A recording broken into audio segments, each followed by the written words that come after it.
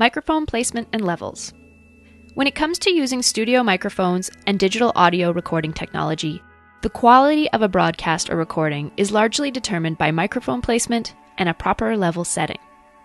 When it comes to microphones either in the studio or on the street, microphone positioning is crucial.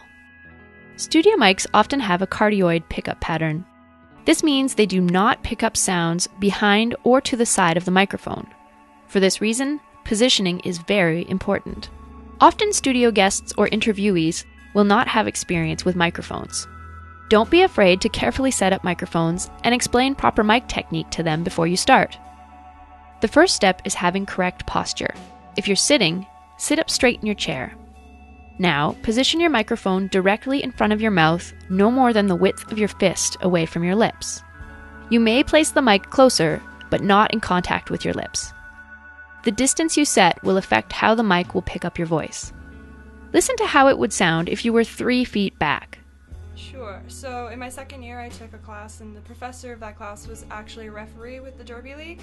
Listen again to how it would sound if you were off to the side. Sure. So in my second year, I took a class, and the professor of that class was actually a referee with the Derby League. Now listen to what it sounds like when you are the correct distance from the microphone. Sure. So I took a class in my second year, and the professor of that class was actually a referee for the The closer Winnipeg you Gold. are, the easier you'll project and the clearer you'll sound to your listening audience. The same goes for using digital recorders in the field. Digital recorders such as the Compact Zoom H2N and Roland Edirol R09 have excellent built-in internal microphones designed to record without the use of an external microphone. Other portable recording units require a quality external microphone with an XLR cable. Regardless of which recorder you choose, proper mic technique remains the same. Ideally, when recording an interview in the field, you would hold the recorder or microphone at a distance of 30 centimeters or 1 foot away from the mouth of the interviewee. This will help capture the voice of your interviewee and not everything around them. Be aware that if a person is speaking too close to the mic, distortion may occur. In English, and then I switched to history, and I'm graduating this year.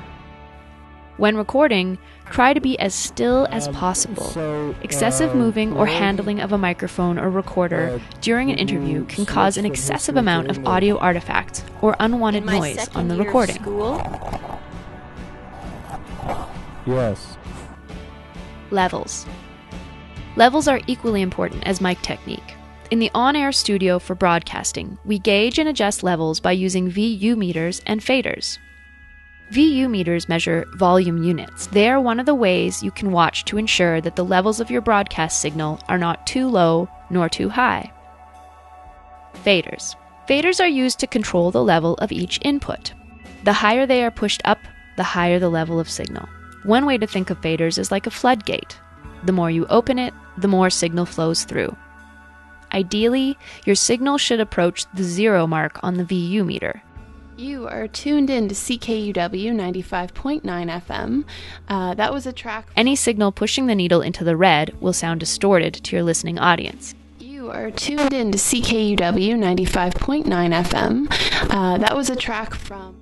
If the signal is too quiet, your audience won't be able to hear you clearly. You are tuned in to CKUW 95.9 FM. That was a track. Recording.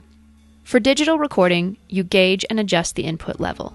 When recording, if your input level is set too low, it will cause noise floor, where the background noise blends with what you are recording, making it difficult to hear. So, thanks for doing this interview. No problem. So when did you begin as a student here at the University of Winnipeg? If your input level exceeds the input limit or is too high, it will result in distortion. Now I've been a student for 3 years. My first 2 years, I was a full-time student. Otherwise referred to as peaking. This is usually indicated with a red light on a recording device. To make sure you have a good and consistent level during the recording, monitor the input level meter display on your recording device. A good input level should be between -12 and -6 decibel or dB on the level meter. Now I've been a student here for 3 years. My first 2 years I was a full-time student, and then this past year I was a part-time student. Headphones. Headphones are also important because a microphone does not pick up sound the same way as the human ear. For this reason, we need headphones to hear exactly what the microphone is picking up, so that we can adjust our technique to compensate for the microphone's shortcomings. When recording in the field, headphones can pick up background noise that you may not have noticed, or a loose connection between an external microphone and a recorder. You should set the volume of your headphones high enough Check, 1, 2, so that the check, only 1, 2. way you are hearing your voice is through the phones. Be Level, careful not to double set the check. volume so high that you will damage your hearing. Note that the input level and VU meter level are not the same as the headphone volume level. Essentially, just because it is louder in your headphones doesn't mean it's louder for the listening audience.